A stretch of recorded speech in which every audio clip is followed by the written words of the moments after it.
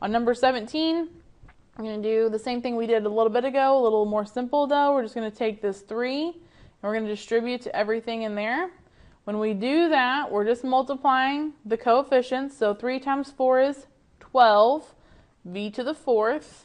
Positive times a negative gives me a negative. 3 times 6 is 18, v.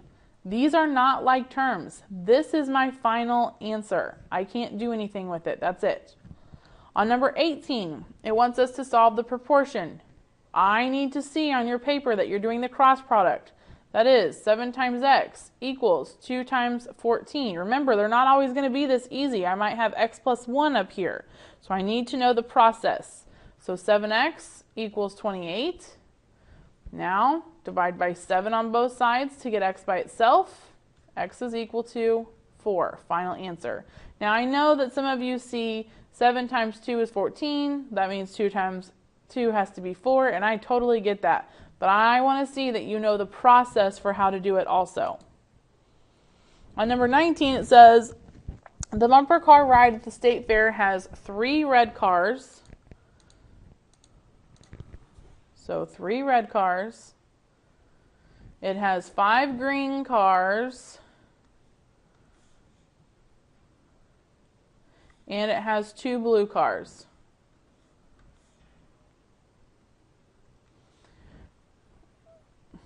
Mitsugu, I'm sorry, I don't know how to say that, is the first in line for the ride and is assigned a car at random. Leon is next in line and is randomly assigned a car. What is the probability that both Mitsugu and Leon will drive a red bumper car? Express your answer as a percent to the nearest, if necessary, round to the nearest tenth.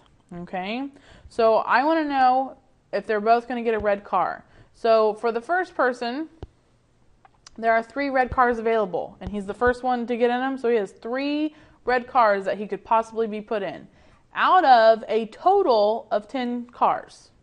Now, I'm going to multiply that by Leon's probability, but if Mitsugu is already in a red car, there aren't 3 red cars anymore. There are now only 2 red cars.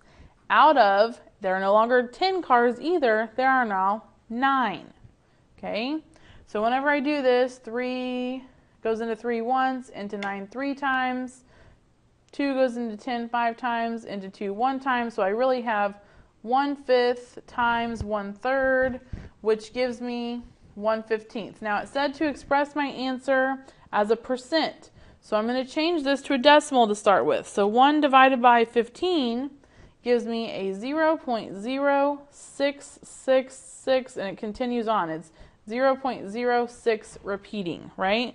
But I listed it out here because it says to round to the nearest tenth. So what I'm going to do is I have to move my decimal place 1 2 times, or you could be saying multiply it by 100%, that's fine.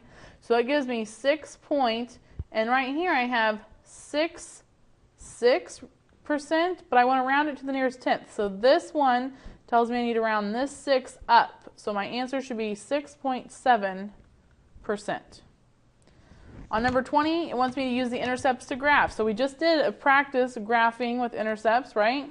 So, or not graphing, finding the intercepts. So I'm going to start by creating my table.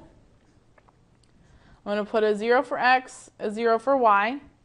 And then I'm going to plug it in and solve for these ordered pairs. So I have -4 times 0 plus 4y equals 4.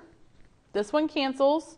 Divide by 4 on both sides to get y by itself. 4 divided by 4 is 1. Okay. I'm going to do the same thing, but I'm plugging in a 0 for y. So -4x plus 4 times 0 equals 4. So those cancel. I have -4x equals 4. Divide by -4 on both sides. So that means that x is equal to a -1. Okay? Now when I graph this, I'm just plotting those ordered pairs for my intercepts. Okay? And I'll draw a line between them. So when I do that, my ordered pairs are 0, 1, so 0 up 1, that's my y-intercept. And then I have -1, 0. So I just have this line right there. And it should go forever in both directions.